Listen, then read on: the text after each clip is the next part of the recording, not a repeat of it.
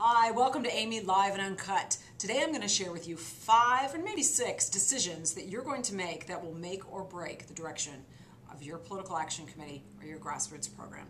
And the reason these decisions are so important is because they set what I call day one deviations, where when we have day one deviations, we're always fighting fires later on in our programs, and we can't innovate when we're fighting fires. So these decisions will make or break your program. There's probably more than 5 or 6, but let's start with what we have.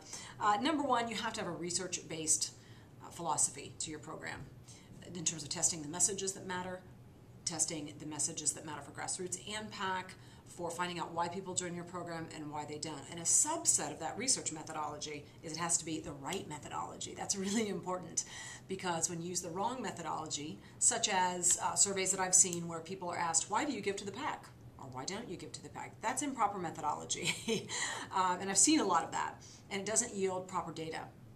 And so what you're doing when you get that kind of research results is you're kind of throwing darts but with the lights on. You're still kind of throwing darts at the problem, just the lights on. So we want to be very laser-like, and you have to ask the right kind of questions. So that's number one, have a research methodology. Number two, you have to have a servant attitude.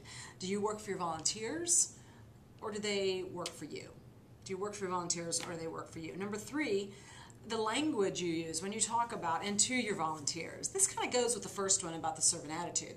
Do you say things like, we use our volunteers to engage with legislators? We use our volunteers to recruit for PAC. You know, I still hear that word a lot. So words mean things, and that language is really difficult. We want to stay away from that and watch the words, because out of the heart, the mouth speaks. So let's use the right language. Next, are you feedback oriented? And I don't mean just in terms of formal research and surveys. That's one part of it. But the other part is, are you feedback oriented in terms of asking good questions when you go around and talk with people, when you meet people at your conventions? Do you have a curious mindset? Because that's where you get a lot of good data, sometimes many of it very, very actionable. So you want to be feedback oriented. That's one of the findings in our Fortune Power 25 research that we conducted years ago, where one of the top 5 competencies for keeping people engaged in grassroots programs was to consistently and regularly solicit feedback. So that's really important. Next, you have to know the difference between strategy and planning.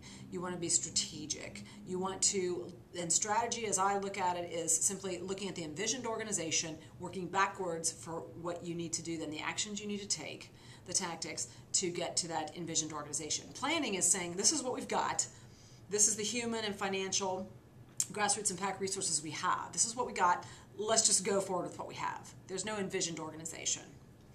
And number 6, you'll have to decide whether you're going to be a metrics-based organization or not. Metrics-based PAC, metrics-based grassroots organization. And we've created over 100 ways that you can measure PAC, grassroots, and lobbying. And you can go to the product section of our website and find that report. But that's huge, because as you measure what you do, you'll be able to justify what you'll be able to do. You'll be able to get more resources because you're showing the ROI. Thanks. This is Amy, Live and Uncut.